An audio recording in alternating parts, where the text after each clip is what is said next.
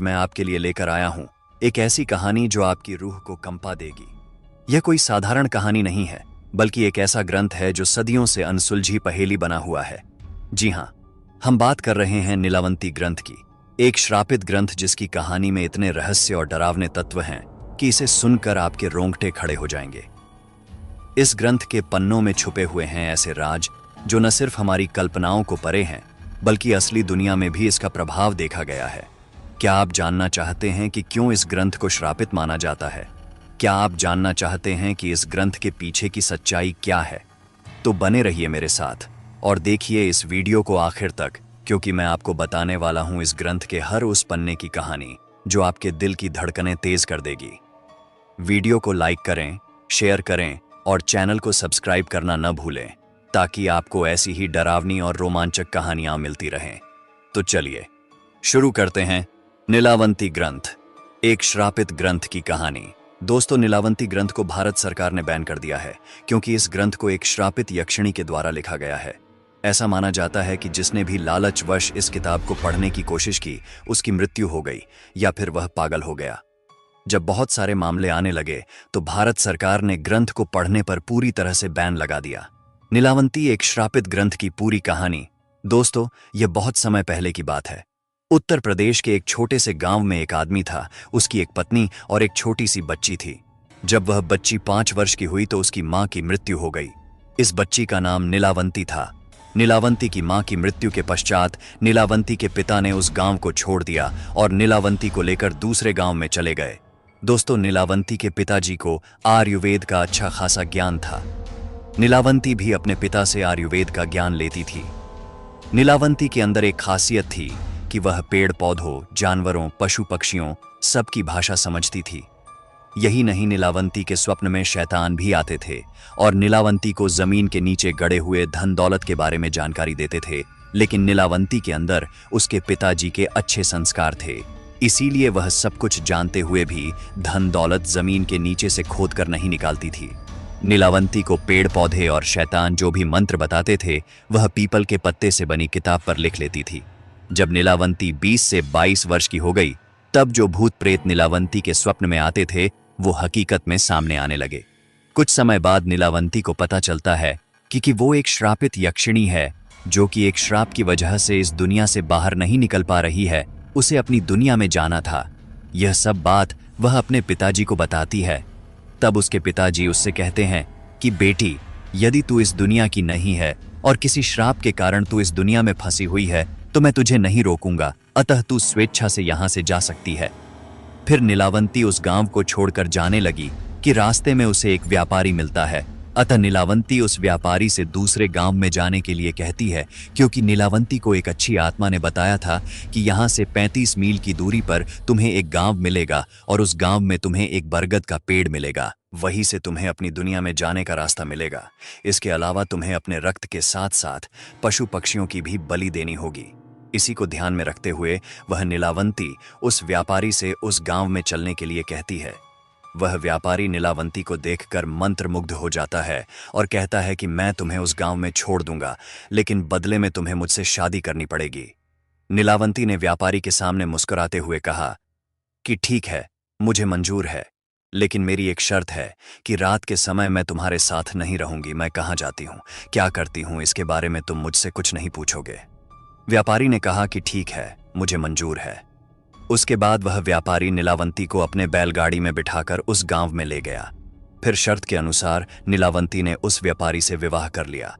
रात के समय नीलावंती प्रतिदिन बरगद के पेड़ के नीचे तंत्र मंत्र करने के लिए चली जाती थी। वहां पर वो अपना रक्त और पशु पक्षियों की बलि भी चढ़ाती थी। एक दिन रात के समय जब नीलावंती तंत्र मंत्र उस बरगद के पेड़ के नीचे कर रही थी, उसी समय उस गांव के कुछ लोग नीलावंती को पशु पक्षियों की बलि देते हुए देख लेते हैं और उस व्यापारी को जाकर सारी घटना की जानकारी देते हैं। जब अगली रात को नीलावंती अपने समय के अनुसार रात में तंत्र साधना के लिए निकलती है, तो उसके पीछे पीछे वह व्यापारी भी चला जाता है और नीलावंती को तंत्र साधना करते हुए देख लेता है। अगले दिन नीलावंती के स्वप्न में शैतान आता है और उससे बताता है कि नीलावंती, कल जब तुम तंत्र साधना के लिए बरगद के पेड़ के नीचे जाओगी, उसी समय बरगद के पेड़ के बगल से जो नदी बहती है, उस नदी में तुम्हें एक लाश बहती हुई दिखाई देगी। उस लाश के गले में एक ताबीज होगा, तुम्हें उसे खोल लेना है। गले से ताबीज को निकालने के बाद उसी नदी में तुम्हें एक नाव पर सवार आदमी मिलेगा। तुम्हें इस ताबीज को उस आदमी को दे देना है। वह तुम्हें दूसरी दुनिया के दरवाजे तक पहुंचाने में तुम्हारी मदद करेगा। उस शैतान ने नीलावंती से यह भी कहा कि तुम्हें अपनी दुनिया में वापस लौटने का सिर्फ यही एक ही चांस मिलेगा, दोबारा चांस तुम्हें नहीं मिलेगा। अगले दिन नीलावंती बहुत खुश हुई और रात के समय बरगद के पेड़ के नीचे चली गई। वह तंत्र साधना करके अपनी रक्त की तथा पशु पक्षी की बलि दे ही रही थी कि उसे नदी के किनारे एक लाश बहती हुई दिखाई देती है। नीलावंती उस लाश के पास जाती है और उसके गले में बंधे हुए ताबीज को निकालने की कोशिश करती है। उसी समय वहां पर वह व्यापारी भी आ गया जो अपने असली शैतानी रूप में आ गया था। वह ताबीज की पहली गांठ खोल पाई थी, दूसरा खोलने ही वाली थी कि गांव वाले वहां आ गए और नीलावंती को नरभक्षी समझकर कहने लगे कि ये दोनों शैतान हैं। ये दोनों तो सभी गांव वालों को मार डालेंगे, अतः इन दोनों को मार डालो। सभी गांव वालों ने अपने अपने हथियार लेकर दोनों को दौड़ा लिया। नीलावंती तो बच गई, लेकिन गांव वालों ने उस राक्षस को मार गिराया। राक्षस होने की वजह से वह दोबारा जीवित हो उड़ा और नीलावंती के पास आकर बोला कि तुम मुझे ये किताब दे दो जिसमें तुमने मंत्रों को लिखा है और मुझे कुछ नहीं चाहिए। तब नीलावंती ने सोचा कि यदि यह किताब इस शैतान को मिल गया तो यह दुनिया के लिए अनर्थ साबित हो सकता है। अतः नीलावंती ने उस किताब को श्रापित करते हुए कहा कि जिसने लालच में आकर इस किताब को पूरा पढ़ लिया उसकी तुरंत मृत्यु हो जाएगी, और जिसने इस किताब को आधा पढ़कर बीच में ही छोड़ दिया वह पागल हो जाएगा। यह कहकर नीलावंती उस किताब को लेकर भाग गई। उसके बाद नीलावंती का आज तक पता नहीं चला कि वह कहाँ गई। कुछ समय पश्चात वह किताब एक साधु को मिलती है। उस साधु के मन में किसी भी तरह का कोई लालच नहीं था। चूंकि वह किताब दूसरे भाषा में लिखी गई थी, अतः उस साधु ने उसे सरलतम रूप में अनुवाद करके लिखा ताकि सबको समझ में आ जाए। नीलावंती के बारे में और एक बात प्रसिद्ध थी कि उसे जानने वाला एक मनुष्य आज भी जीवित है। उसे लोग बाजिंद कहते हैं और वह महाबलेश्वर के जंगलों में रहता है। कहते हैं उसकी आयु 1000 वर्ष से भी ज्यादा है। अब सबसे आसान तरीका तो यह है कि पहले बाजिंद को खोजा जाए जो उसे जानने वाला है, और उसके पास से जो जानकारी मिले उसके आधार पर नीलावंती की खोज करे। और एक बात आपको बता दूं, जो लोग नीलावंती के पीछे थे वह चाहे जिस भी काल में हुए हों या फिर किसी भी जगह से हों, उनमें एक और समानता थी। वे सभी महाबलेश्वर के जंगलों में जाते देखे गए थे। उनमें से केवल 2 लोग ही जाने के बाद फिर से देखे गए थे, वह भी मृत अवस्था में। बाकियों का, जिनकी संख्या सैकड़ों में हो सकती है, क्या हुआ किसी को नहीं पता, क्योंकि उनका ना शरीर मिला था न कोई अवशेष। अब इतनी जानकारी मिलने के बाद क्या आप अब भी चाहते हैं कि आप भी उस ग्रंथ की खोज करने जाए? तो मैं आपको उस आखिरी इंसान के बारे में बताता हूं जो नीलावंती की खोज में गया था। शायद आपको कोई काम की बात मिल जाए जो आपको नीलावंती खोजने में काम आ जाए। उसका नाम राव साहेब था। वह रत्नागिरी के पास एक गांव का जमींदार था। मुंह में चांदी का चम्मच लेकर जन्म हुआ था। कमी किसी बात की नहीं थी। मल्ल थे इसलिए बल भी था। धन और बल दोनों से वह अपने सामने हर किसी को झुकाना पसंद करता था। बहुत अमीर होने के बावजूद उसे एक बात की कमी हमेशा खलती थी, एक ऐसी बात जिससे सब सुख होने के बाद भी उसकी कई पुश्तों को अफसोस के साथ जीने के लिए मजबूर किया था। इस बात का पता चलते ही वे एक ही बात सोचने लगते थे कि शायद यह किसी तरह से बदला जा सके। वह बात यह थी कि उसके खानदान में बहुत पहले किसी ने केवल गलतफहमी के कारण 7 कुएं भरे जाते, इतना सोना और हीरे जवाहरात समुद्र में डुबा दिए थे। उन्हें अफसोस इसी बात का होता था कि काश वह बात बदली जा सकती तो आज दुनिया के सबसे अमीर इंसानों में गिने जाते। पर ऐसा तभी हो सकता था जब समय में पीछे जाकर उस गलतफहमी को दूर किया जा सके। राव साहब को पहले यह बात पता नहीं थी कि समय में पीछे जाया जा सकता है, क्योंकि बुद्धिमान मनुष्य इस तरह की बात सोच भी नहीं सकता जो असंभव हो। पर जैसा कि उसके पहले कई पुश्तों ने किया था, केवल वह उस धन का पता लगाना चाहता था। उसके लिए उसने भी उन्हीं तरीकों को अपनाया था जिसे उसके पुश्तों ने अपनाया था, जैसे ज्योतिषियों, तांत्रिकों, मांत्रिकों के माध्यम से धन का पता लगाना। लेकिन बहुत कुछ करके भी कुछ हासिल नहीं हो सका था। समय और पैसा दोनों बर्बाद हो रहे थे। लेकिन उस अमर्याद धन के आगे इस धन की कोई कीमत नहीं हो सकती थी। और ऐसे में ही एक दिन रत्नागिरी में एक अद्भुत मांत्रिक आया। लोग कहते थे कि उसने पिशाच वश किया हुआ है, जो उसका हर एक हुक्म मानता था। राव साहेब को उसमें रुचि नहीं होती, यह कैसे हो सकता था? राव साहेब भी रत्नागिरी चला गया और उस मांत्रिक को मिला। पहले ही मुलाकात में मांत्रिक ने राव साहेब पर ऐसी छाप छोड़ी कि उसने मांत्रिक को अपने हवेली पर बुलाया। मांत्रिक आने के लिए कबूल हो गया। 2 दिन बाद ही मांत्रिक राव साहेब की हवेली पर था। उसकी अच्छी मेहमान नवाजी की गई। हर तरह से उसे प्रभावित करने की कोशिश हो रही थी, इसीलिए कि राव साहेब ने यह भी सुना था कि मांत्रिक के पास अंजन बनाने की विधि है। प्राचीन काल से ही लोगों में यह बात प्रचलित है कि किसी तरह का रासायनिक काजल जिसे अंजन कहते हैं, वह आंखों पर लगाने से जमीन के नीचे दबा हुआ खजाना दिख जाता है। वही पाने के लिए राव साहेब इतने यत्न कर रहा था। 1 हफ्ता निकल गया, पर मांत्रिक ने कुछ नहीं कहा। वह तो अच्छे भोजन और मुलायम गद्दों का आनंद ले रहा था। राव साहेब के सब्र का बांध टूटने लगा था, लेकिन फिर भी अगर मांत्रिक को बुरा लगा तो कहीं ये मुझे शाप न दे दे, इसलिए उसने चुप बैठना ही ठीक समझा। राव साहेब का यह धैर्य व्यर्थ नहीं गया। दूसरे दिन मांत्रिक और राव साहेब एक कमरे में अकेले बैठे थे। तब मांत्रिक ने राव साहेब से पूछा कि उसे उससे क्या चाहिए। तब राव साहेब ने अपनी इच्छा और उस खानदानी खजाने के बारे में मांत्रिक को बताया। मांत्रिक की आंखें चमक उठीं। उसने जिंदगी में कभी इतने खजाने के बारे में नहीं सुना था, लेकिन उसने अपने चेहरे को निर्विकार रखा, उससे जाहिर नहीं होने दिया कि उसे भी खजाने की लालसा है। उसने राव साहेब को अपना इतिहास बताना शुरू किया कि कैसे वह मांत्रिक बना। उसने जो बताया वह यह था, मैं भी पहले एक सीधा साधा किसान था। मेरा नाम बाबू था। मेरी शादी हो चुकी थी, लेकिन माँ बाप में से कोई भी तब जीवित नहीं था। मेरे पास कुछ बीघा जमीन थी, उससे ही अपना गुजारा करता था। एक शाम में खेत से लौट रहा था तो मुझे अपने दोस्त जो आग जलाकर उसके पास बैठकर गप्पे लड़ा रहे थे वे दिख गए। उन्होंने भी मुझे देखा और आवाज लगाई, कहा कि मैं भी थोड़ी देर उनके साथ बैठूं। काम तो रोज का लगा ही रहेगा। मुझे भी यह बात ठीक लगी कि आदमी को थोड़ा समय खुद के लिए भी निकालना चाहिए। घर में बीवी राह देख रही होगी, ये बात तो मेरे दिमाग में थी, लेकिन फिर मैंने सोचा कि एक आध दिन थोड़ी देर हो गई तो क्या हो जाएगा, कोई बहाना बना लेंगे। गप्पे लड़ाते लड़ाते समय का ध्यान ही नहीं रहा। बहुत देर हो गई। मैं गांव के बाहर रहता था। मैंने अपने दोस्तों से इजाजत मांगी और अपने रास्ते लग गया। मुझे खेत जाने के लिए पूरा गांव पार करना पड़ता, क्योंकि मेरे घर और खेत के बीच में गांव था।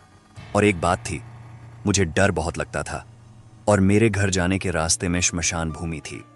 मैं घर इसलिए जल्दी जाता था कि रात को श्मशान के पास से गुजरना ना पड़े, लेकिन उस दिन मुझे बहुत देर हो गई थी। मैंने जैसे तैसे अपने मन को तैयार किया, क्योंकि आगे श्मशान भूमि यानी भूतों का इलाका शुरू होने वाला था। मुझ जैसे डरपोक इंसान के लिए यह बात बहुत गंभीर थी। मैं तेजी से अपने कदम बढ़ाने लगा।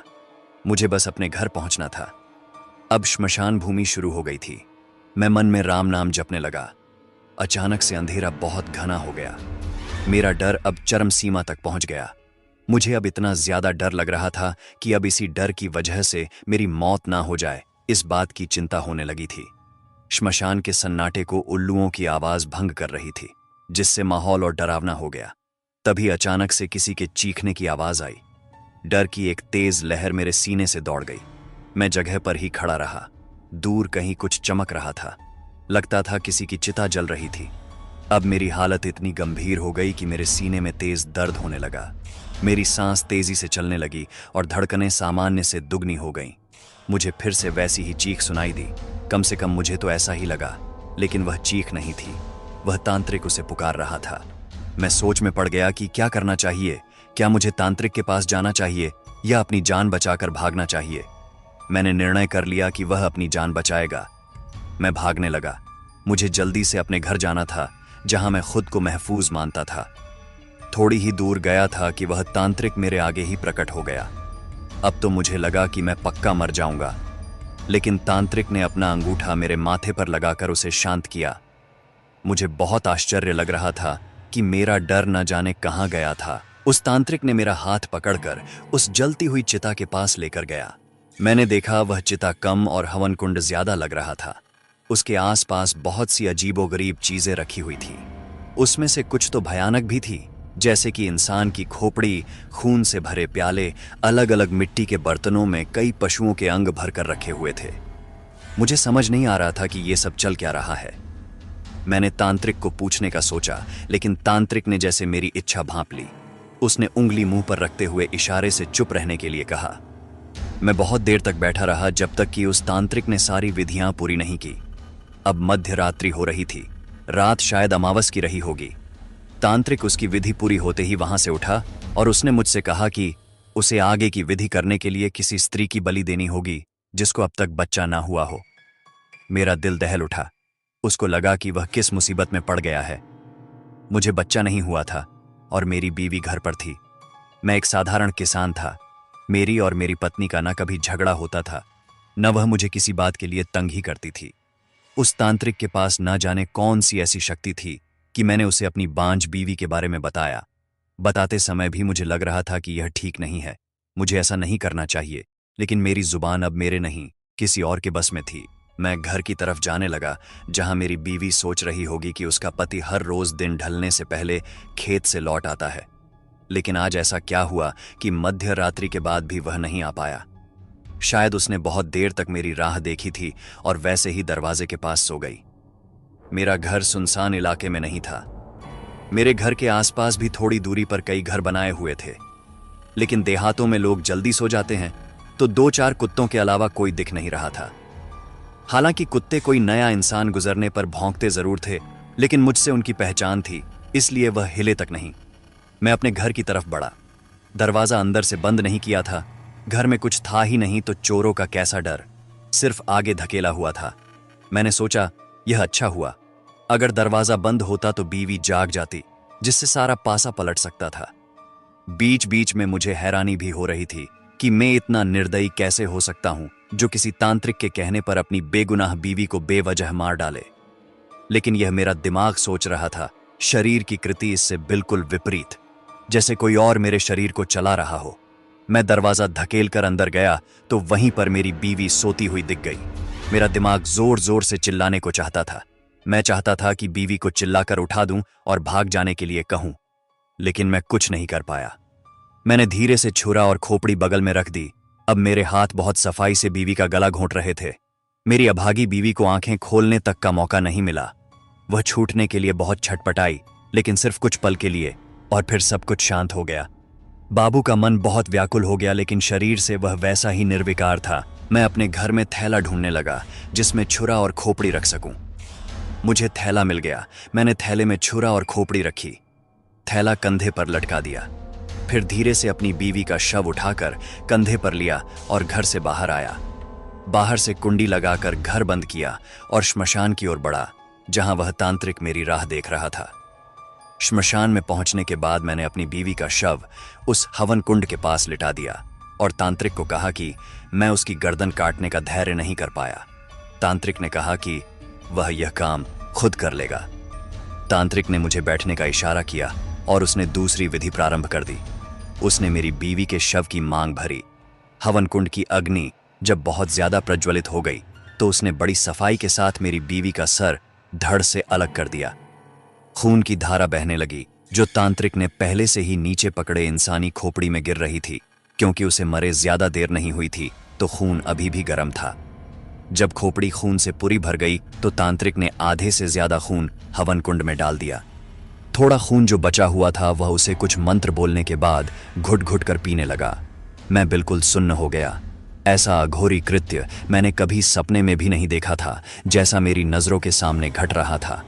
तांत्रिक ने खून पीने के बाद उसी छुरे से मेरी बीवी गले से नाभि तक एक चीरा लगाया और उसमें हाथ डालकर दिल, आंतें, गुर्दा आदि अंग निकाल निकाल कर उस अग्नि में डाल रहा था। साथ ही भयानक आवाज में मंत्रों के उच्चार भी कर रहा था। यह सब अगले 1 घंटे तक चलता रहा। जब मेरी बीवी के कपड़ों के अलावा कुछ नहीं बचा तब यह सब थम गया। अब श्मशान का सन्नाटा महसूस होने लगा था। कभी कभी चट-चट आवाजें करती हवन कुंड की लकड़ियों की आवाज के अलावा कोई हलचल नहीं हो रही थी। अग्नि पहले से ज्यादा धू-धू कर जल रहा था। तभी घना कोहरा छाने लगा, लेकिन सिर्फ मेरे और तांत्रिक के आसपास जैसे एक घेरा बन रहा हो। हवन कुंड से एक भयानक पिशाच प्रकट हो गया।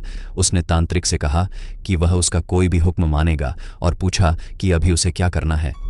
तांत्रिक ने कहा कि फिलहाल उसको कुछ नहीं करना है, लेकिन जब मैं बुलाऊं तब उसे आना होगा। पिशाच ने ये बात मान ली और वह उसी तरह उस कोहरे में गायब हो गया जैसे वह आया था। तांत्रिक ने मुझसे कहा कि हमें अब यहाँ से निकलना होगा, क्योंकि थोड़ी ही देर में सूरज निकल जाएगा और यदि किसी ने हमें यहाँ देख लिया तो बहुत हंगामा हो जाएगा। तांत्रिक ने सारा सामान समेट लिया और मुझसे भी कहा कि वह वहाँ मौजूद हर एक निशानी को मिटा दे, जिससे वहाँ घटी घटनाओं के बारे में पता चल सकता हो। मैंने भी वही किया जो मुझसे कहा गया।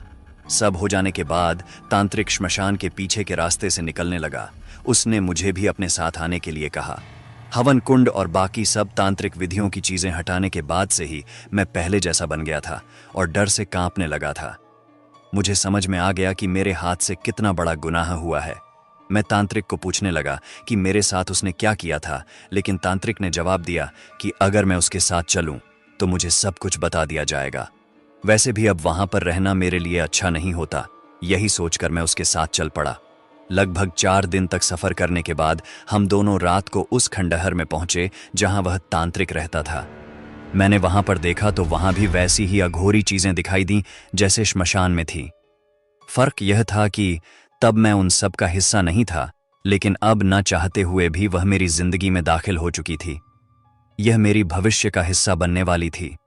हम दोनों ही बहुत थक चुके थे। हालांकि हमने बीच बीच में रुक कर थोड़ा सा आराम किया था, लेकिन वह हमारी थकान दूर करने के लिए काफी नहीं था। इसीलिए आते ही तांत्रिक और मैं दोनों सो गए। सूरज माथे पर आया तब जाकर तांत्रिक की आंखें खुली।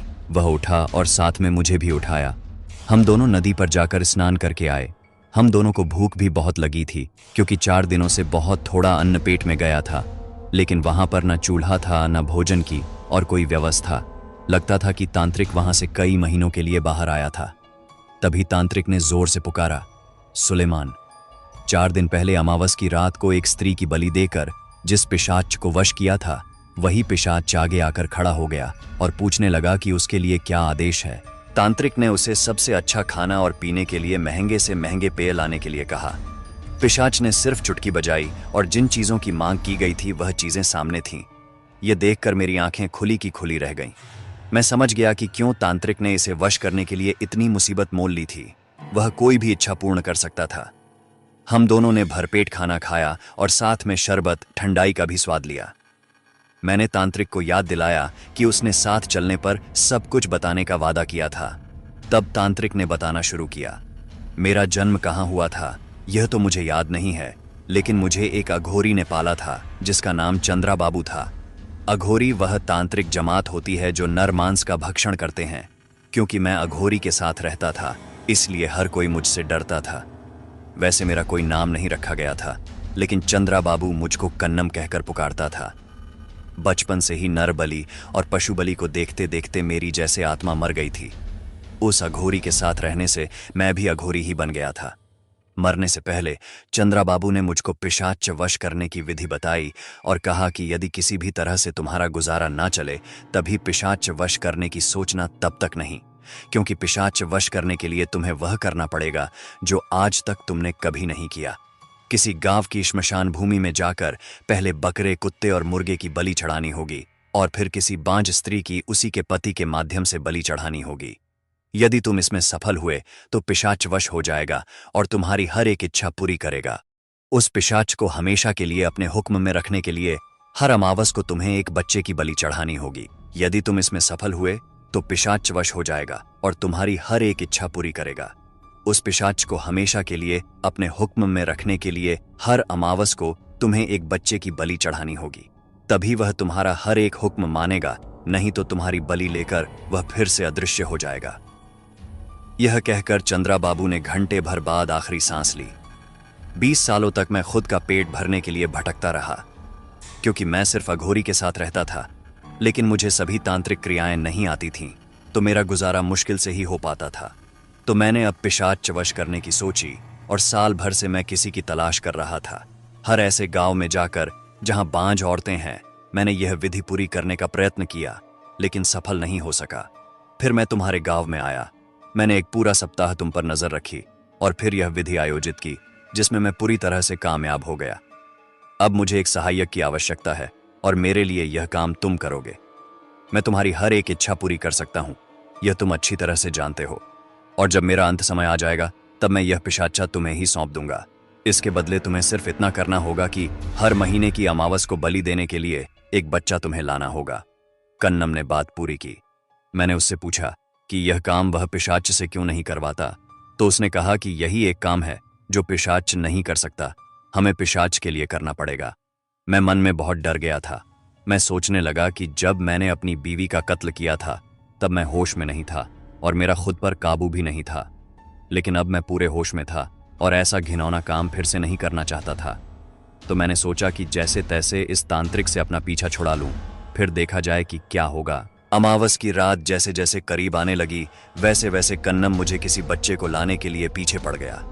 मैंने भी कह दिया कि मैं एक बच्चे को चुन चुका हूं और बड़ी आसानी से मैं अमावस को उसे वहां लाऊंगा। वह बलि की तैयारी की तरफ ध्यान दे। इतना कहने पर भी तांत्रिक निश्चिंत नहीं हुआ था, क्योंकि यह उसके जिंदगी और मौत का सवाल था। उसने मुझे उसी दिन उस बच्चे को हाजिर करने को कहा। मैंने कहा ठीक है, और बाहर निकल पड़ा। 2 दिन बाद ही अमावस थी, लेकिन मैं वापस उस जगह तभी गया जब अमावस हो चुकी थी। मैंने वहां जाकर देखा कि कन्नम का सिर्फ शरीर पड़ा है, जिसका सर नहीं है। तो मैं समझ गया कि अमावस को पिशाच अपनी बलि लेने के लिए आया होगा और ना मिलने पर उसने कन्नम का सर खा लिया। कन्नम की चाह की वजह से मेरी जिंदगी बर्बाद हो चुकी थी। न मेरा घर बचा, न मेरा परिवार, ना ही मैं अब मेरे गांव ही वापस जा सकता था। मैंने बहुत देर तक कन्नम के शरीर के पास बैठकर सोचा कि आगे क्या करूं, लेकिन कुछ सूझ नहीं रहा था। मैंने कन्नम के घर यानी उस खंडहर की तलाशी ली। कोई कीमती चीज तो नहीं मिली, लेकिन एक मंत्रों की किताब मिल गई जिसमें बहुत से टोटकों की जानकारी थी। मैंने वह किताब उठाई तो उसी जगह पर मुझे और एक कागज दिखा जिस पर हाथ से कुछ लिखा हुआ था। थोड़ा सा पढ़ने पर मुझे पता चला कि वह अंजन बनाने की और इस्तेमाल करने की विधि है। मैंने वहां से एक थैला उठाया, उसमें वह किताब और वह कागज डाल दिया और चल पड़ा अपनी किस्मत की परीक्षा लेने के लिए। पास ही के पहाड़ पर मुझे एक गुफा मिल गई जहां पर कोई आता जात नहीं था और कोई जंगली जानवर भी नहीं थे। पास ही झरना बहता था, तो पीने के पानी की कोई समस्या नहीं थी। वहां से थोड़ी ही दूर पर एक बस्ती थी जहां से मैं भिक्षा मांगकर लाता और दिन भर उन टोटकों को सिद्ध करने की कोशिश करता। मैंने सबसे आसान लगने वाले टोटके, जिसमें कोई बलि या किसी की हत्या की जरूरत ना हो, चुने और वशीकरण, दूसरों की मन की बात जान लेना आदि टोटके सिद्ध कर लिए। मैं अब अंजन तैयार करने के पीछे लग गया। उसके लिए बहुत सारी चीजों की आवश्यकता थी, जिन चीजों का नाम तक मैंने कभी नहीं सुना था। लेकिन मैं कभी कभार बस्ती में किसी से बात करता था तो वह लोग कई चीजों की जानकारी दे देते थे, और मुझे उसका और एक फायदा यह हुआ कि वह लोग मुझे अब मांत्रिक कहने लगे थे। मैं भी कभी किसी का बच्चा बीमार हो जाए या किसी का जानवर, किसी की बेटी को बच्चा नहीं होता हो, उसके लिए अपने पास से टोटके कर देता था।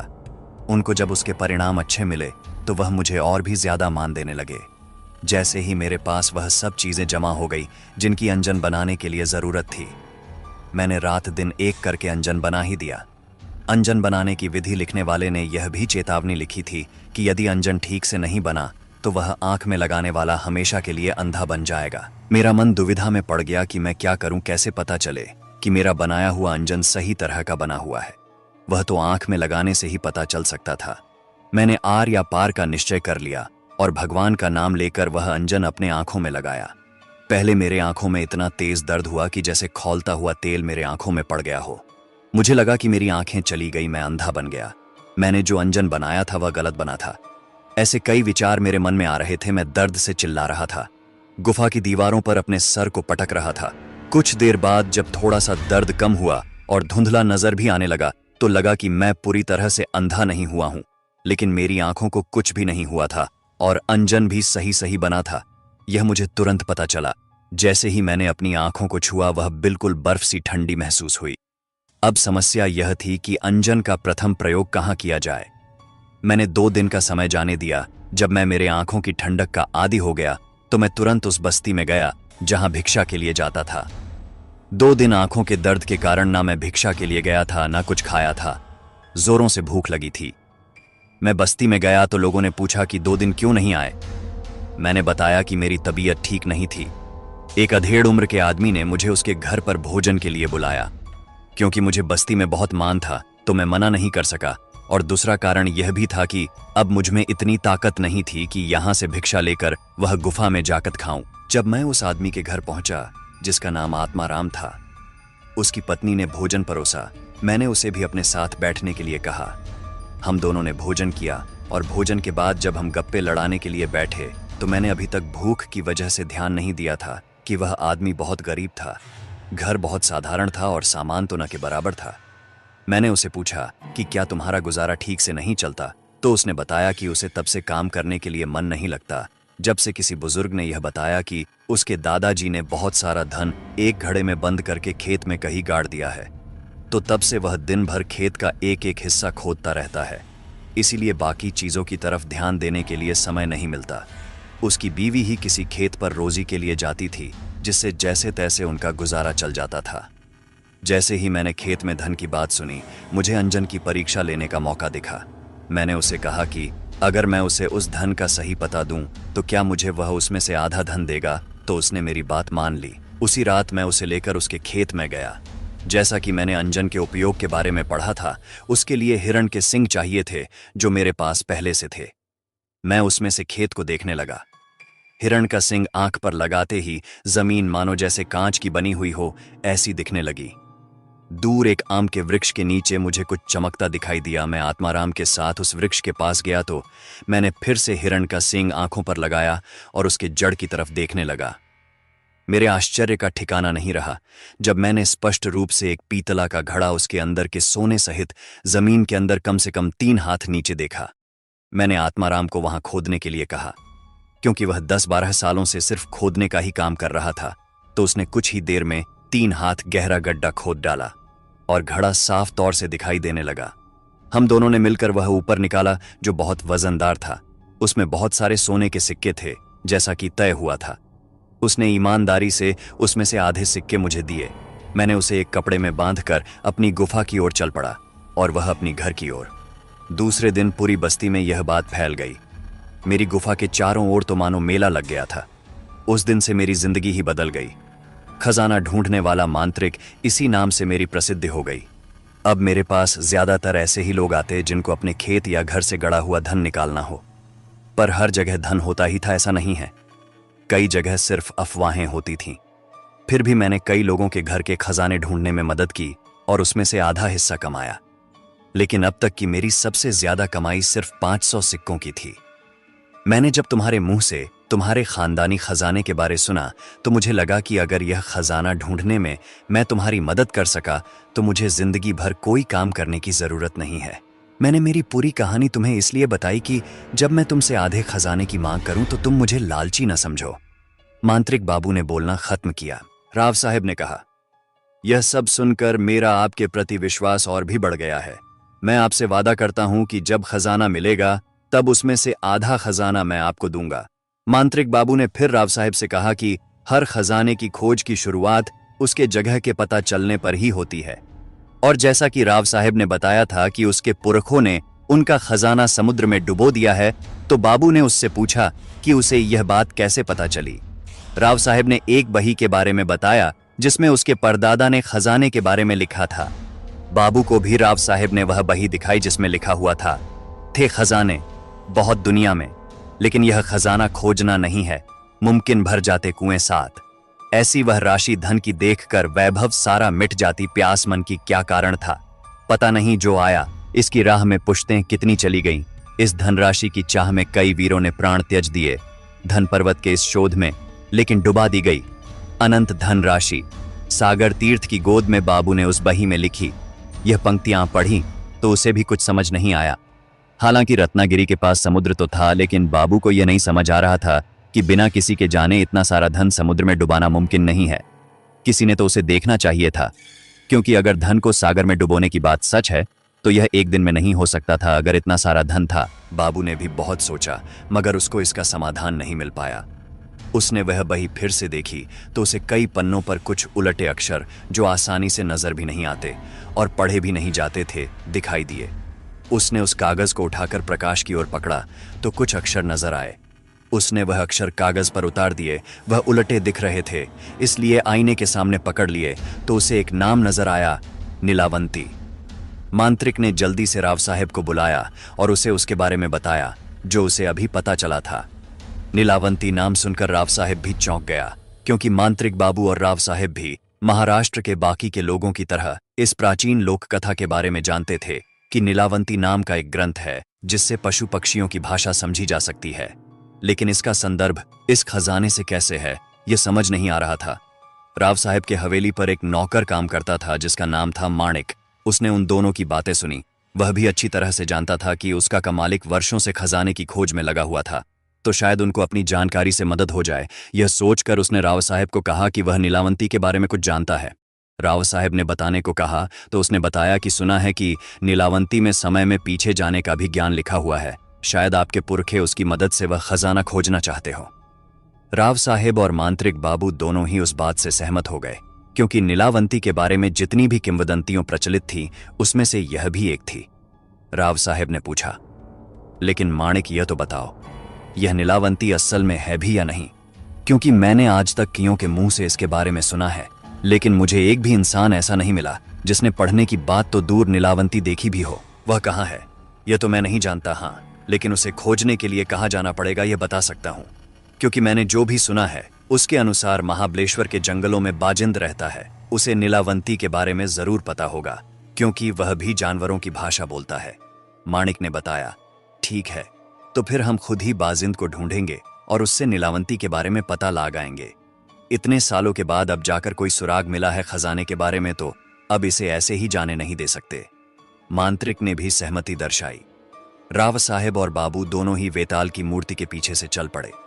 जैसे जैसे अंदर जा रहे थे वैसे जंगल और ज्यादा घना हो रहा था। वे इतना अंदर पहुंच गए कि दोपहर होने के बावजूद रात जैसा अंधेरा छा रहा था। सीधे चलना जितना कहा गया था उतना आसान नहीं था, क्योंकि रास्ते में पेड़ पौधे, बड़ी बड़ी शिलाएं इतनी थीं कि कई बार रास्ता भटक जाते थे। उन्होंने मशाल जलाई जो साथ में लाई थी। पता नहीं कितनी देर हुई, लेकिन न वेताल की मूर्ति दिखने का नाम ले रही थी, जंगल खत्म होने का। अचानक से उन्हें एक आकृति नजर आई। साफ नहीं दिखी, लेकिन पता चल रहा था कि वह एक मूर्ति है। दोनों ही मूर्ति के पास पहुंचे और सोचने लगे कि अब आगे क्या। तभी मूर्ति जिसकी पीठ इनकी तरफ थी वह अपना सर इनकी तरफ घुमाने लगी। दोनों ही डर से कांपने लगे। उन्हें समझ आया कि क्यों बाजिंद की खोज में आया हर इंसान मरा हुआ पाया गया था। वह था डर, लेकिन सिर्फ डर नहीं।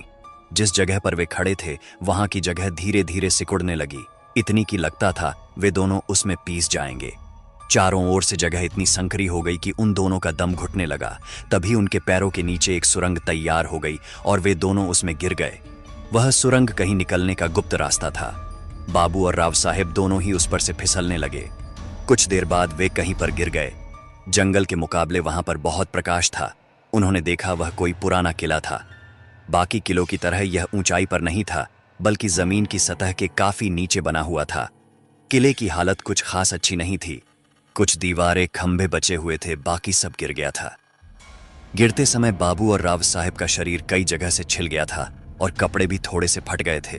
उन दोनों को यह पता नहीं चल पा रहा था कि वे जंगल के कौन से हिस्से में हैं। दोनों ही वहां से बाहर निकलने का रास्ता खोजने लगे, क्योंकि वे जहां से गिरे थे उस सुरंग का छोर 10-12 हाथ ऊंचाई पर था। चढ़ाई सीधी थी, इसलिए वहां पर आसानी से पहुंचा नहीं जा सकता था। दूसरी बात यह थी कि वे उस जगह वापस जाना भी नहीं चाहते थे। जैसा कि किला जमीन की सतह के नीचे उकेरा गया था, तब भी बहुत विशाल परिसर में फैला हुआ था।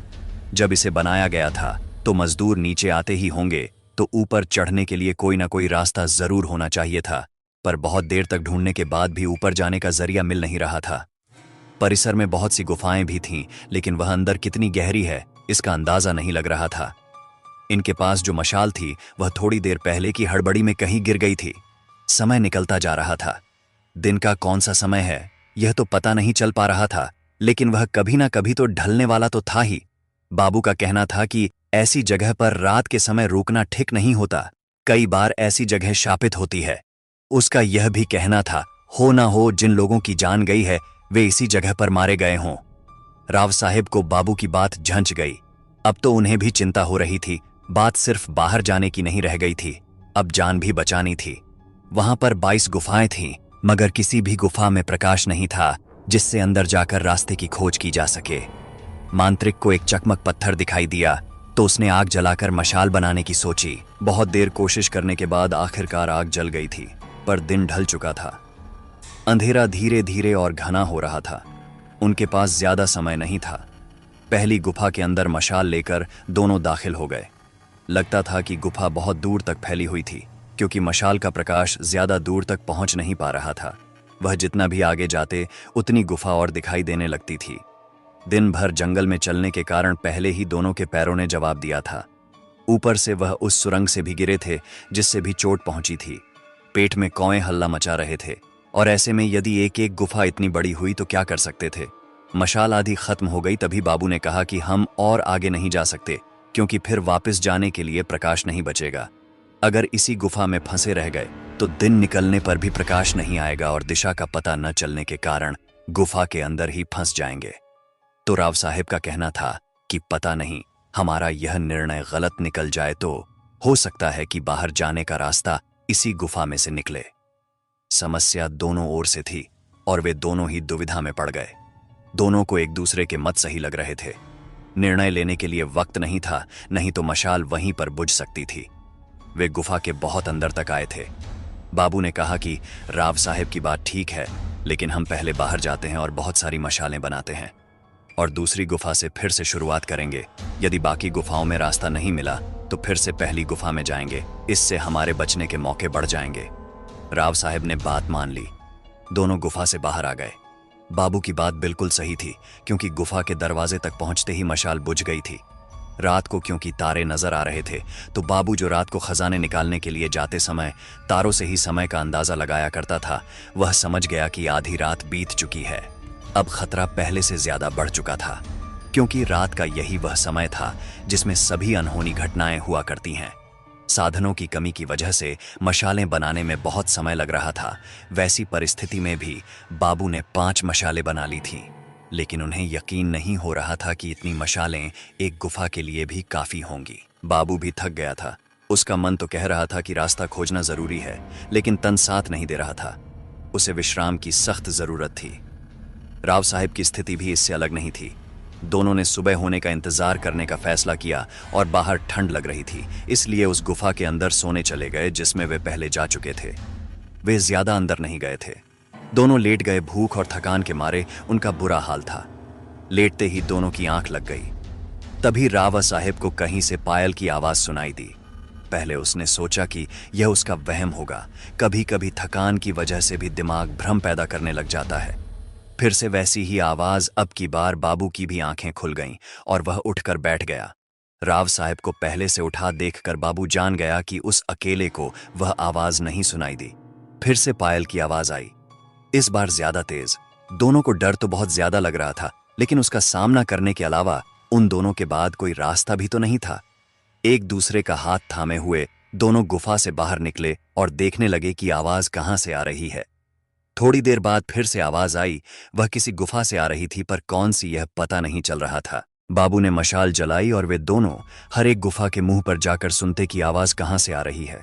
सभी गुफाओं के मुंह एक दूसरे से सटे हुए थे। वे जैसे ही 13वीं गुफा के पास पहुंचे, आवाज ज्यादा ही तेज हो गई। वे दबे पांव गुफा के अंदर जाने लगे। डर अब हद से ज्यादा बढ़ने लगा था। बाबू का पहले का डरपोक स्वभाव फिर से उभर गया और उसके पांव थर थर कांपने लगे। वे गुफा के काफी अंदर चले गए थे, लेकिन जितना वे आगे जाते थे आवाज उतनी ही अंदर से आती हुई लगती थी। तभी बहुत दूर कहीं एक टिमटिमाती रोशनी दिखी, बिल्कुल बाबू के हाथ की मशाल जैसी। वे धीरे धीरे उस ओर बढ़ने लगे। वह रोशनी गुफा के अंदर बनी और एक गुफा से आ रही थी। वे उस छोटी गुफा के मुहाने तक पहुंच गए और जैसे ही अंदर का दृश्य देखा तो दंग रह गए। एक किशोरवयीन लड़का जिसके हाथ में एक लाठी थी जिसमें घुंघरू बांधे हुए थे, वह अपनी लाठी जमीन पर मार रहा था। उससे पायल जैसी आवाज निकल रही थी। उसके आसपास जंगल के हर एक जानवर का एक एक प्रतिनिधि उपस्थित था, जैसे उन सब की सभा हो रही हो और वह लड़का उनका नेतृत्व कर रहा हो। वह लड़का प्रत्येक जानवर से बात कर रहा था। बाबू और राव साहब समझ गए कि यह वही है जिसकी तलाश वे कर रहे थे। बाजिंद। गुफा में शेर, भेड़िया, लोमड़ी, लकड़बग्घा, हिरण, मोर, सांप, बिच्छू आदि कई प्रकार के जंगली पशु थे। जंगल में जिनका आपस में बैर होता था, वे जानवर भी एक दूसरे के पास बैठे हुए थे। बाबू और राव साहब हैरान हो गए। वे सोच रहे थे कि अंदर कैसे जाए, कहीं किसी जानवर ने हमला कर दिया तो। वे गुफा के अंदर तो आ गए, लेकिन आगे नहीं बढ़े। तभी उस लड़के की नजर उन पर पड़ी। उसने अपना सिर हिलाकर उनको पास आने के लिए कहा। बाबू और राव साहब दोनों भी उसके पास चले गए। उस लड़के का चेहरा इतना आकर्षक था कि ना बाबू ने ना ही राव साहब ने इतना खूबसूरत इंसान अपनी पूरी जिंदगी में देखा था। उसने सिर्फ एक धोती पहनी हुई थी। उसका बदन बेहद गठीला था। पुष्ट भुजाएं थी, लंबे बाल कंधे पर झूल रहे थे, और मुस्कान के तो क्या कहने। कोई इंसान ही क्या, जानवर भी उस मुस्कान का कायल हो जाता। उसके चेहरे पर एक अजीब सी शांति थी जो उन्होंने किसी के चेहरे पर नहीं देखी थी। संसार के सभी सुविधाओं से दूर सिर्फ इन जानवरों के बीच रहकर भी वह इतना खुश दिखता था जितना खुश संसार का सबसे अमीर इंसान भी ना हो। लड़के ने उनसे पूछा कि वे यहाँ कैसे पहुंचे। यह उसे मालूम है, लेकिन उनके यहाँ आने का हेतु क्या है यह वह जानना चाहता था। उसने कहा कि यदि वे नीलावंती के बारे में जानने आए हैं तो मुश्किल है कि वे यहाँ से जिंदा वापस जाए। उन्हें मारा नहीं जाएगा, लेकिन नीलावंती का रहस्य ही यह था कि उसे एक बैठक में सुनना पड़ता था। लड़के का कहना था कि वह एक बैठक में उसे सुना सकता था, लेकिन सुनने वाले में इतनी क्षमता न होने के कारण वे अपनी जान से हाथ धो देते थे। तब राव साहब ने कहा कि उन्हें नीलावंती के बारे में सिर्फ इतना जानना है कि उनके किसी पुरखे ने लिखी किताब का उससे क्या संबंध है। उनकी जानवरों की भाषा समझने में कोई रुचि नहीं है, और अपने खानदानी खजाने बाबू से मुलाकात और उस गुफा तक पहुंचने की पूरी कहानी बताई। तब लड़के ने कहा, मेरा कोई नाम नहीं है। मैंने यहाँ आने वाले लोगों के मुंह से ही सुना है कि लोग मुझे बाजिद के नाम से जानते हैं। लोग समझते हैं कि मैं जानवरों की भाषा जानता हूँ। यह नीलावंती की वजह से है, लेकिन मैंने उस क्यू ग्रंथ को पढ़कर जानवरों की भाषा नहीं सीखी। खुद रुद्रगणिका नीलावंती ने मुझे यह भाषा सिखाई है। क्या नीलावंती स्त्री थी? यह हमें नहीं पता था। हमने सिर्फ इतना ही सुना है कि नीलावंती नाम का एक ग्रंथ है जिसे पढ़ने से जानवरों की भाषा समझती है। राव साहब ने कहा, लेकिन आप नीलावंती के बारे में क्यों जानना चाहते हैं, जरा बताइए। बाजिंद ने कहा। राव साहब ने अपनी जेब में रखा वह कागज निकाला जिस पर खजाने का उल्लेख किया गया था और जिस पर नीलावंती अक्षर उल्टे लिखे गए थे। वह कविता पढ़ते ही बाजिंद मुस्कुराने लगा। बाबू और राव साहब दोनों उसके चेहरे की तरफ देखने लगे। बाजिंद ने कहा कि इसका उत्तर तो बहुत ही आसान है। बाजिंद ने कहानी शुरू की, क्योंकि यह मेरे जन्म के पहले की बात है और मेरी उम्र अभी 1100 साल है, तो यह घटना बहुत पुरानी है। आप इसे ध्यान से सुनिए, क्योंकि इसी कहानी में आपके खजाने का रहस्य छुपा हुआ है। पहले के लोग बहुत ही अक्लमंद थे। वे जानते थे कि मनुष्य प्रकृति के साथ इतना नहीं एक रूप हो पाता जितना पशु पक्षी पेड़ पौधे होते हैं। इसी से वे इस सृष्टि में अपना वजूद बनाए रखते हैं। वे प्रकृति के नियमों के बारे में हमसे बहुत ज्यादा जानते हैं। सोचिए, हजारों पक्षी बिना किसी दिशा दर्शक के एक जगह से दूसरी जगह जाते हैं। प्रत्येक वर्ष कैसे यह वे कर पाते हैं? प्रकृति की अपनी भाषा है जिससे वह हमसे संवाद करती है। मनुष्यों को भी वह भाषा समझती थी, लेकिन फिर जैसे जैसे मनुष्य यंत्रों का सहाय लेने लगा तो उसे प्रकृति के साथ संवाद करने की आवश्यकता कम लगने लगी। जिन लोगों को अब भी प्रकृति के रहस्य जानने थे, उनके लिए उसका एकमात्र जरिया था जानवर, जिनसे बात करके वह उन रहस्यों को उजागर कर सकता था। तो हमेशा से ही वह जानवरों की भाषा सीखने की कोशिश में लगा हुआ था। हालांकि कामयाब कोई विरला ही होता था, वह भी एक हाथ जानवर की भाषा में, परंतु इतना काफी नहीं था। फिर किसी ने जाना कि बच्चे का जन्म हो जाने के बाद यदि उसको पहली बार पिलाया जाने वाला पानी जंगल में रखकर जब सभी पशु पक्षी जानवर पी ले तो उसका एक घूंट बच्चे को उन सभी जानवरों की भाषा का ज्ञानी बनाएगा जिन्होंने वह पानी पिया है। जिसने यह बात खोजी थी वह मनुष्य था, नीलावंती का पिता।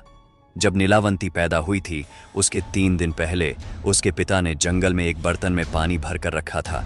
उन 3 दिनों में जंगल के लगभग सभी जानवरों का मुंह उस पानी को लग गया था। नीलावंती पैदा होने के तुरंत बाद उसको वह पानी पिलाया गया। उसका प्रभाव यह हुआ कि वह चिड़िया, चींटी, कौए, कुत्ते आदि बहुत से जानवरों की भाषा समझने लगी।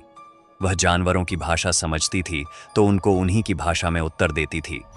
लेकिन जब गांव के लोगों ने यह सुना कि छोटी सी लड़की के मुंह से इंसानी भाषा से पहले जानवरों की आवाजें निकल रही हैं, तो उन्होंने उसके पिता से कहा कि यह लड़की शापित है, इससे गांव पर कोई संकट आ सकता है, तुम इसे जिंदा नहीं रख सकते। नीलावंती के पिता ने गांव वालों को समझाया कि यह सिर्फ उसके किए हुए प्रयोग का नतीजा है, पर किसी ने उसकी एक न सुनी। पंचायत बिठाई गई और सभी ने एकमत से निर्णय किया कि ऐसी लड़की जो जानवरों की आवाजें निकालती हो, उसे जीने का कोई अधिकार नहीं है। हो सकता है उसके माध्यम से जंगली श्वापद, सांप, बिच्छू गांव में घुसे और हमारे बच्चों और प्रियजनों को नुकसान पहुंचाए। उससे पहले ही यदि इस लड़की को मार दिया जाए तो उसकी नौबत ही नहीं आएगी। नीलावंती के पिता ने यह प्रयोग इसलिए किया था कि उसे पशुओं की अद्भुत दुनिया को रहस्य समझने थे कि कैसे भूकंप, उल्कापात, बाढ़, बारिश का प्रमाण और समय, इसका पता इन जानवरों को पहले ही चल पाता है। यदि इनसे यह बातें जान ली जाए तो हम भी मनुष्यों की कितने संकटों से रक्षा कर सकते हैं। जब पंचायत के निर्णय का पता नीलावंती के माता पिता को चला तो उनके पैरों तले जमीन ही खिसक गई। नीलावंती की मां ने कहा कि हमें कैसे भी करके इस लड़की को बचाना चाहिए।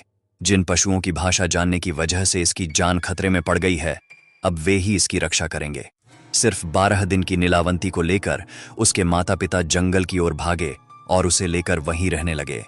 नीलावंती को भी जंगल बहुत पसंद आया और जंगल के श्वाबदों को भी नीलावंती भा गई। सभी जानवर जिनकी नीलावंती भाषा बोलती थी वे नीलावंती से बहुत प्यार करते थे।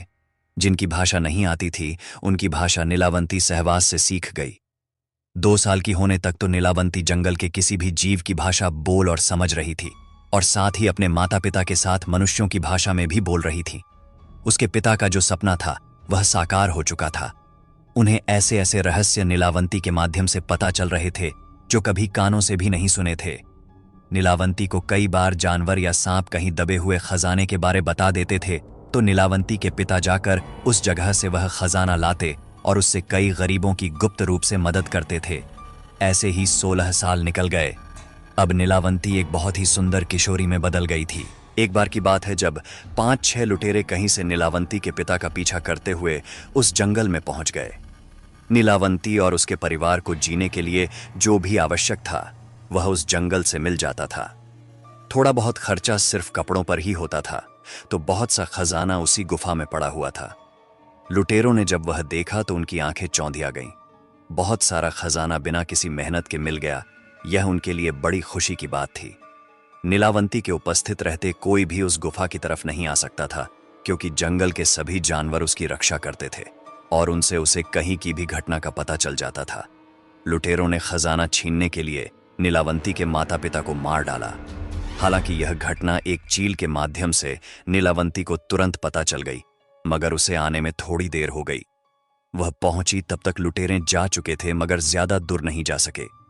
नीलावंती ने जानवरों को संदेश भेजा कि कोई भी जिंदा जंगल से बाहर नहीं निकल पाए। लुटेरे जंगल से नहीं निकल पाए। रास्ते में ही हाथियों के झुंड ने उन्हें कुचल डाला। पर इस घटना ने नीलावंती को बहुत आहत किया। उसके हृदय को बड़ी चोट पहुंची। उसके पिता बहुत ही साधु स्वभाव के इंसान थे। उन्होंने कभी भी किसी का बुरा नहीं चाहा था। अब तक तो जंगल के पशु ही नीलावंती के सब कुछ थे। उन्हीं के लिए जीना और उन्हीं के लिए मरना, यही नीलावंती के जीवन का उद्देश्य हो गया था। लेकिन उसके माता पिता की हत्या के साथ उसको एक और उद्देश्य हो गया, समाज के बुरे लोगों का नाश करना। इसके लिए जरूरी था कि वह खुद भी मौत से बच सके। उसने जानवरों से पूछकर संजीवनी बूटी का पता लगाया जिसके खाने से मनुष्य मौत को टाल सकता था। जब उसने वह बूटी खाई तो वह भी मृत्यु के भय से रहित हो गई। उसने अनेक ऐसे लोगों को मौत के घाट उतार दिया जिनसे समाज को खतरा था और अपने पिता के जैसे बहुत से लोगों की मदद भी की। उसकी अमृता, जानवरों की भाषा समझने की उसकी अद्भुत शक्ति, इससे उसकी गणना कुभांडों में होने लगी। कुभांड वह लोग हैं जिनमें अद्भुत शक्तियां होती हैं। उन्हें भगवान शिव के गणों में भी गिना जाता है। एक दिन की बात है, एक तरुण व्यापारी जंगल के रास्ते से कहीं जा रहा था। वह बैलगाड़ी में अपना माल एक गांव से दूसरे गांव जाकर बेचता था। वह पहले कभी भी इस रास्ते से नहीं गया था, इसलिए उसे यह नहीं पता था कि इस जंगल में किसी अपरिचित का आना प्रतिबंधित है। क्योंकि नीलावंती के माता पिता की हत्या के बाद से जंगल के पशु नीलावंती की सुरक्षा की बहुत चिंता करते थे। वे किसी को भी जंगल में घुसने नहीं देते थे, मगर वह व्यापारी तो अंदर आ गया था। भेड़ियों ने उसकी बैलगाड़ी का पीछा शुरू किया। भेड़ियों के झुंड को देखकर बैल डर गए और उन्होंने जोर से दौड़ना शुरू किया। बैलगाड़ी बुरी तरह से खींचने के कारण पत्थरों पर टकरा के टूट गई। व्यापारी नीचे गिरकर बेहोश हो गया। बैला जंगल के बाहर भाग गए। नीलावंती को उस व्यापारी के बारे में पता चला तो वह उसके पास पहुंच गई। उसने देखा कि एक खूबसूरत नौजवान बेहोश पड़ा है। उसके सर पर गहरी चोट आई है। उसका अगर इलाज नहीं किया गया तो वह मर जाएगा। वह उसे अपने साथ अपनी गुफा में लेकर गई। नीलावंती को जड़ी बूटियों का ज्ञान था तो उसने उसका अच्छी तरह से इलाज किया। 2 दिन बाद जब उस नौजवान को होश आया तो उसने देखा कि एक अति सुंदर लड़की उसका ख्याल रख रही है। उसने नीलावंती से बात की और अपना नाम अनिल बताया। नीलावंती ने अनिल से कहा कि उसका पूरी तरह से इलाज होने में कुछ और दिन लग सकते हैं। उन कुछ दिनों में अनिल को नीलावंती से प्यार हो गया। कुछ ही दिनों में अनिल पूरी तरह से ठीक हो गया। उसने अपने मन की बात नीलावंती को बता दी। नीलावंती को भी अनिल अच्छा लगा था और वह उसकी इस हालत का खुद को जिम्मेदार मान रही थी। सहानुभूति भी प्यार होने की एक वजह होती है। इसी वजह से नीलावंती को भी उससे प्यार हो गया था। अनिल ने नीलावंती से विवाह के लिए पूछा। नीलावंती ने कहा कि वह उससे विवाह करेगी, लेकिन उसकी कुछ शर्तें हैं। अनिल ने शर्तें पूछी तो नीलावंती ने बताया उसकी पहली शर्त यह है कि वह रात में कभी भी उसके साथ नहीं सोएगी। दूसरी शर्त यह है कि वह अगर रात को कहीं जाए तो वह उसे नहीं ढूंढेगा। अनिल ने उसकी दोनों शर्तें मान ली। 5 साल वे बहुत खुशी खुशी साथ रहे। एक दिन दोपहर को नीलावंती और अनिल जंगल में भटक रहे थे, तभी एक नेवला और नेवली कहीं जाते दिख गए। नेवली उदास लग रही थी। नीलावंती ने पूछा कि वह क्यों दुखी है। नेवली ने बताया कि उसका पति अंधा है, इसलिए वह उसको कभी अकेला नहीं छोड़ सकती। नीलावंती के पास अंजन था, जो नीलावंती ने उस नेवले की आंख में लगाया। तुरंत नेवले को सब कुछ दिखाई देने लगा। नेवली ने नीलावंती को 2 दिव्य रत्न दिए, कहा कि यह 2 रत्न बहुत शक्तिशाली है। इसमें से पहला जिसके पास होगा वह किसी के भी मन की बात जान सकता है, और दूसरा पास होने से वह किसी से भी हारेगा नहीं। नीलावंती का पति अनिल दूर से सब देख रहा था। जब उसने नीलावंती से पूछा तो नीलावंती ने भोलेपन से बता दिया, मगर सिर्फ एक मणि के बारे में जिससे कभी हार नहीं होती थी। दूसरे मणि के बारे में उसने कुछ नहीं बताया। इसीलिए नहीं कि उसका अनिल के ऊपर विश्वास नहीं था, बल्कि वह उस मणि की परीक्षा लेना चाहती थी। अनिल की इच्छा हुई कि सदा जीत दिलाने वाली वह मणि उसके पास हो। उसने नीलावंती से वह मणि मांग ली। नीलावंती ने कहा कि उसे उनकी क्या जरूरत है, तो अनिल ने कुछ नहीं बताया। लेकिन उसने दूसरे मणि के प्रभाव से उसके मन की बात जान ली कि अनिल उस जंगल के बाहर जाकर उस राज्य पर विजय प्राप्त करना चाहता था जिसमें वह जंगल था। वह मणि उसके पास होने से यह बहुत आसान हो जाता। नीलावंती को उसके विचार जानकर आश्चर्य हुआ, लेकिन उसने अनिल को यह पता नहीं चलने दिया। एक रात जब नीलावंती और अनिल जो शर्तों की वजह से अलग अलग सोए हुए थे, तब अनिल को दूर से भेड़िए के चिल्लाने की आवाज आई। वह नीलावंती को बता रहा था कि उसे अब भगवान शिव के गणों में जाके रहना चाहिए। लेकिन शिव गणों में स्थान पाने के लिए जो चीज आवश्यक है वह एक प्रकार का तावीज था, जिसका पता भेड़िया उसे बताना चाहता था। नीलावंती ने भेड़िए का संदेश सुना तो तुरंत वह नदी की तरफ निकल पड़ी। नीलावंती जाने के थोड़ी देर बाद अनिल भी उसके पीछे निकल पड़ा। नीलावंती जान गई कि अनिल उसका पीछा कर रहा है, लेकिन उसने उसे मन नहीं किया। नदी के किनारे पहुंचने पर भेड़िया नीलावंती से मिला और उसने बताया कि अभी थोड़ी देर बाद एक प्रेत नदी में बहता हुआ आएगा। उसकी कमर में वह तावीज बंधा हुआ है, जिसकी मदद से वह भगवान शिव के गणों में शामिल हो सकती थी। नीलावंती नदी के किनारे ही उस प्रेत का इंतजार करती हुई बैठ गई। आधी रात के समय नदी में एक प्रेत बहता हुआ आया। नीलावंती उस प्रेत के पास गई और उसे खींचकर किनारे पर लेकर आई। अनिल पूरी घटना पेड़ के पीछे छुपकर देख रहा था। नीलावंती की पीठ अनिल की तरफ थी, तो उसे वह क्या कर रही है यह नहीं दिख रहा था। नीलावंती ने प्रेत के कमर में बंधा तावीज देखा। वह बहुत ही विशेष दिख रहा था और खुद से चमक रहा था। नीलावंती तावीज खोलने लगी, लेकिन वह इतनी मजबूती से बंधा था कि छूटने का नाम नहीं ले रहा था। नीलावंती ने आसपास देखा कि काटने के लिए कोई चीज मिल जाए, लेकिन पत्थर भी नहीं थे, सिर्फ रेत ही थी। नीलावंती दांत से रस्सी काटने के लिए प्रेत के ऊपर झुक गई। अनिल जो पीछे से घटना देख रहा था, उसे लगा कि नीलावंती प्रेत खा रही है। वह बहुत डर गया और भागकर गुफा में जाकर बैठ गया, जिससे नीलावंती को कुछ पता न चले। अनिल को नहीं पता था कि नीलावंती ने उसे उसके पीछे आते हुए देख लिया था। बड़ी मुश्किल से वह तावीज निकालने के बाद नीलावंती उसे लेकर अपनी गुफा में आ गई। अनिल वहीं पर बैठा हुआ था। उसने पूछा कि वह कहाँ गई थी। नीलावंती ने उसे विवाह के वक्त की शर्त याद दिलाई, लेकिन अनिल ने कहा कि वह सब जानता है कि वह मुर्दा खाने के लिए गई थी और उसे अब ऐसी औरत से कोई संबंध नहीं रखना है। वह उसे छोड़कर जा रहा है। नीलावंती ने उसे रोका नहीं, पर समझाने की कोशिश की कि वह मुर्दा नहीं खा रही थी, पर अनिल कुछ सुनने की हालत में नहीं था। वह तुरंत वहां से चला गया।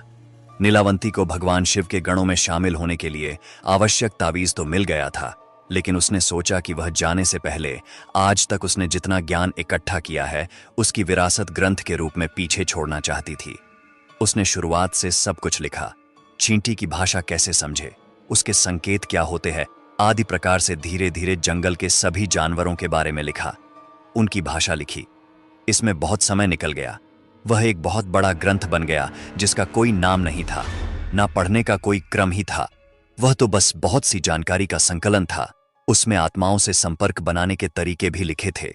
अब उसे कोई शिष्य चाहिए था जिसे वह इस ग्रंथ को पढ़ने का तरीका और उसके रहस्य को बता सके। लेकिन इतने महत्वपूर्ण ज्ञान को वह इतनी आसानी से किसी को भी नहीं सौंप सकती थी। वह हर दिन इसी तलाश में होती थी कि कोई ऐसा उसे मिल जाए जिसे यह ज्ञान सीखना तो हो, लेकिन वह इसका गलत इस्तेमाल ना करे। एक दिन जब वह जंगल में रोज की तरह घूम रही थी, तब उसे मैं मिल गया। मुझे किसी कुंवारी माँ ने लोक लज्जा के डर से जंगल में छोड़ दिया था। नीलावंती ने मेरी माँ भी पाल नहीं सकती थी, इतनी अच्छी तरह से पाला। मैं भी बड़े होते होते जानवरों की भाषा और वह सब ज्ञान जो नीलावंती ने उस ग्रंथ में लिखा था सीख गया। हालांकि इसके लिए मुझे ग्रंथ पढ़ने की आवश्यकता नहीं पड़ी। जब मैं 16 साल का हो गया, जैसा मैं अब हूं, तो नीलावंती, जिसे मैं माँ कहकर ही पुकारता था, मुझे मेरे उससे मिलने की कहानी बताई और कहा कि उसे अब उसकी असली जगह पर जाना होगा। उसने मुझे संजीवनी विद्या दे दी, जिससे मैं दीर्घजीवी हो गया और मेरी आयु भी थम गई। पिछले 1000 सालों से मैं 16 वर्ष की अवस्था का ही हूँ। संजीवनी विद्या देने के बाद नीलावंती ने किसी मंत्र का उच्चारण किया तो उसे लेने के लिए दूसरी शिवगणिकाएं आईं। उनके साथ नीलावंती हमेशा के लिए शिवगणों के साथ रहने चली गई। फिर मैं भटकते भटकते इस जंगल में आया और यहीं पर बस गया। तब से मैं यही रहता हूं और इस जंगल की रक्षा करता हूं। बाजिंद ने कहानी पूरी की। लेकिन तुमने हमारे प्रश्न का उत्तर नहीं दिया, बाबू ने कहा। हाँ, मैं बताना तो भूल गया कि तुम्हारे किसी पुरखे ने जो कविता लिखी है, उसमें जो सागर तीर्थ का नाम है वह समुद्र के लिए नहीं लिखा गया है। असल में सागर तीर्थ उसी जगह का नाम है जहां नीलावंती पैदा हुई थी। 1000 सालों में उसका नाम जरूर बदला होगा, लेकिन मैं वह जगह जानता हूं क्योंकि मेरी माँ ने भी मुझे उसी सागर तीर्थ के जंगल में छोड़ा था, बाजिंद ने बताया। आज वह जगह किस नाम से जानी जाती है? राव साहब ने पूछा। आज वह जगह जानी जाती है रामलिंग के जंगल के नाम से, बाजिंद ने जवाब दिया। मुझे वह जगह पता है। महाराष्ट्र के मराठवाड़ा प्रांत का बहुत ही प्रसिद्ध तीर्थ स्थल है वह, बाबू ने बताया। बाजिंद ने फिर दोनों को अपनी आंखें बंद करने को कहा और पलक झपकते ही उसी वेताल की मूर्ति के पास छोड़ दिया जहां से बाबू और राव साहेब ने जंगल में प्रवेश किया था। बाबू और राव साहेब ने आंखें खोली तो सामने वही वेताल की मूर्ति थी जिससे आगे जंगल में रास्ता जाता था। उन्होंने अपने पीछे आवाज सुनी तो वही गडरिया वहां पर भेड़ें चरा रहा था और उनसे कह रहा था, मेरी मानो तो यहां से वापस चले जाओ, यहां से कोई जिंदा वापस नहीं आया है। उनको यकीन नहीं हुआ कि इतना सब घट गया था, लेकिन समय अब भी वही का वही था। तो यह सच था, नीलावंती से समय पर काबू किया जा सकता है। लेकिन नीलावंती कहाँ है, यह तो किसी को भी नहीं पता। उसे सिर्फ किस्मत से ढूंढा जा सकता है। नीलावंती उसी को मिलता है जो उसका इस्तेमाल नहीं करना चाहता। अब राव साहेब और बाबू को रामलिंग जाकर खजाना ढूंढना था। वे रामलिंग पहुंच गए, लेकिन वहां जाकर उन्हें पता चला कि सालों पहले किसी राजा को यहाँ का खजाना मिल गया। उसी पैसों से यहाँ रामलिंग का मंदिर बना हुआ था। अब क्या किया जाए, सब खत्म हो गया। खजाने की खोज भी और नीलावंती की तलाश भी। खजाने का इस्तेमाल हो चुका था। नीलावंती भी बाजिंद के पास सुरक्षित थी। यह थी उस आखिरी इंसान की कहानी जिसने नीलावंती की खोज की थी। लेकिन नीलावंती आज भी रहस्य बनी हुई है। उसकी खोज करने वाले आज भी उसको ढूंढते रहते हैं। आपको अगर नीलावंती सुननी है तो आपको पता है कि महाबलेश्वर के जंगल में वेताल के मूर्ति के पीछे से रास्ता मिल जाएगा। लेकिन क्या आप वहां सच में जाना चाहते हैं?